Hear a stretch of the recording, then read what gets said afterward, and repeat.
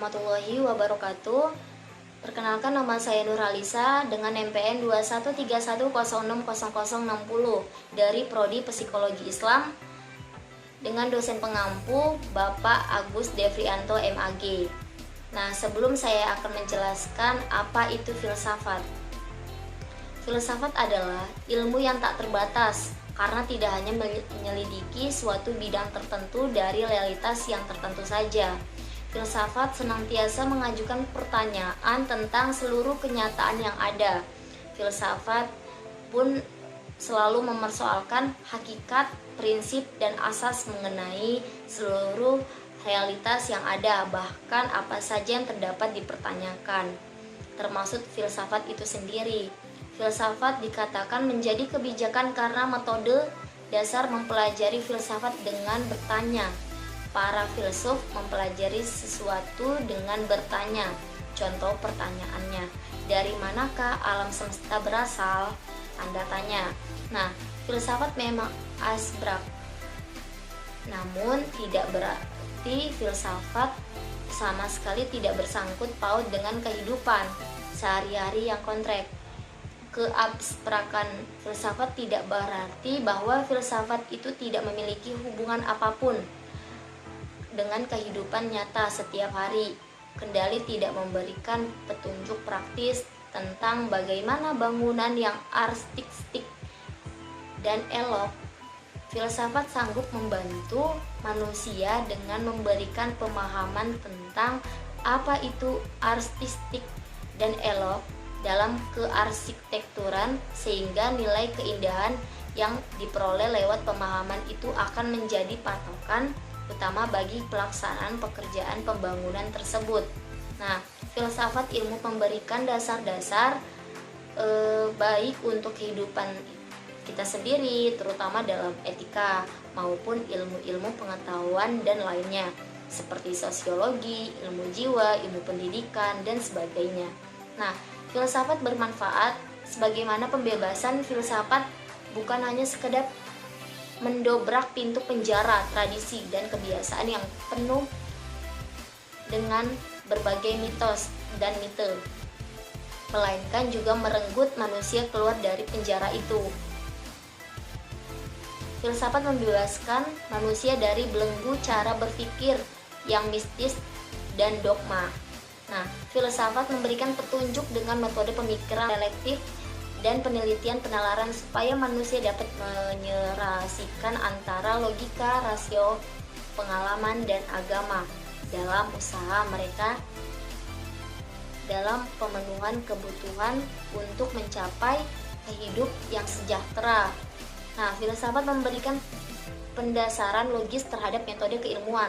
Setiap metode ilmuwan yang dikembangkan harus dapat dipertanggungjawabkan secara logis, rasional, agar dapat dipahami dan dipergunakan secara umum. Nah, selanjutnya saya akan memperjelaskan awal muncul filsafat, kristalisasi aliran filsafat, dan mampu filsafat memberikan manfaat bagi kehidupan manusia pada zaman saat ini. Nah, yang pertama itu awal muncul filsafat. Filsafat terutama filsafat barat muncul di Yunani semenjak kurang zaman ke-7 sebelum Masehi. Filsafat muncul ketika orang-orang mulai memikirkan dan berdiskusi akan keadaan dunia dan lingkungan sekitarnya. Mereka dan tidak mengantungkan diri kepada agama lain bagi mencari jawaban atas pertanyaan-pertanyaan ini. Banyak yang bertanya kemana mengapa filsafat muncul di Yunani dan tidak di kawasan yang berada lain saat itu seperti Babilonia, Yudea atau Israel ataupun Mesir. Nah, jawabannya sederhana. Di Yunani tidak seperti kawasan lainnya.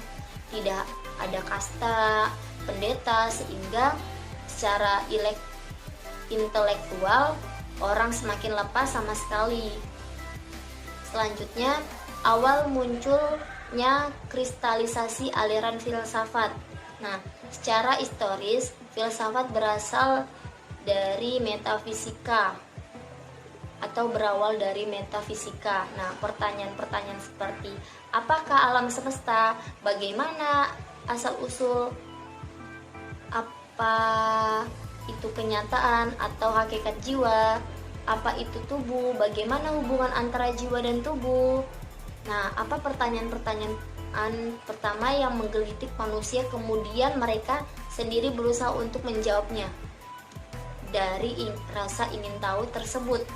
Nah, berbagai macam usaha dilakukan untuk memperoleh jawaban, hanya saling melengkapi, tetapi juga tidak jarang saling bertentangan, karena inilah metafisika, sehingga dihadapkan dengan epistemologi.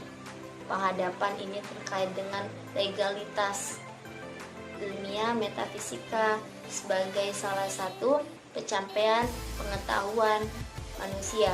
Berbagai pertanyaan kritis diajukan untuk menggugat metafisika, artinya keberatan terhadap metafisika ini dikarenakan konsep-konsep metafisika tidak bisa diverifikasi, tidak kontrak dan tidak positif. Di samping itu, metafisika juga dirasakan unpracticable. Istilah metafisika sebenarnya kebetulan saja. Nama metafisika bukanlah dari Aristoteles, melainkan istilah yang diberikan Andronikos dari Rhodos atau Rodi yang menyusup karya-karya Aristoteles demikian rupanya. Tentang filsafat pertama, mengenai metafisika yang ditempatkan setelah fisika. Jadi metafisika adalah kata yang secara kebetulan ditempatkan setelah fisika. Nah, kata meta bagi orang Yunani mempunyai arti sesudah atau di belakang. Kata metafisika dipakai sekali untuk mengungkapkan isi pandangan mengenai hal-hal di belakang gejala fisik. Ketika Andronikos dari Rhodos menyusun karya-karya Aristoteles, ia menemukan 14 buku tanpa nama.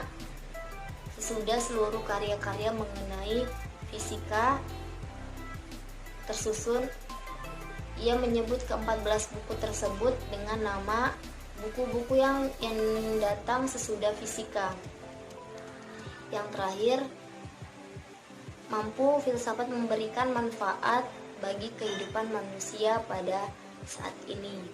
Jawaban mampu, karena secara umum filsafat mempunyai beberapa manfaat, antara lain yang pertama, filsafat membantu kita memahami bahwa sesuatu tidak selalu tampak seperti apa adanya. Yang kedua, filsafat membantu kita mengerti tentang diri kita sendiri dan dunia kita, karena filsafat mengajarkan bagaimana kita bergulat dengan pernyataan mendasar. Nah, yang ketiga itu filsafat membuat kita lebih kritis, atau filsafat mengajarkan pada kita bahwa apa yang mungkin kita terima begitu saja ternyata salah satunya menyesatkan atau hanya merupakan sebagian dari kebenaran. Nah, yang keempat, filsafat mengembangkan sebagai dari kebenaran. Yang pertama ada menalar secara jelas, kedua membedakan argumen yang baik dan buruk, ketiga menyampaikan pendapat lisan dan tulis secara jelas, keempat melihat sesuatu melalui kacamata yang lebih luas, kelima melihat dan mempertimbangkan pendapat dan pandangan yang berbeda.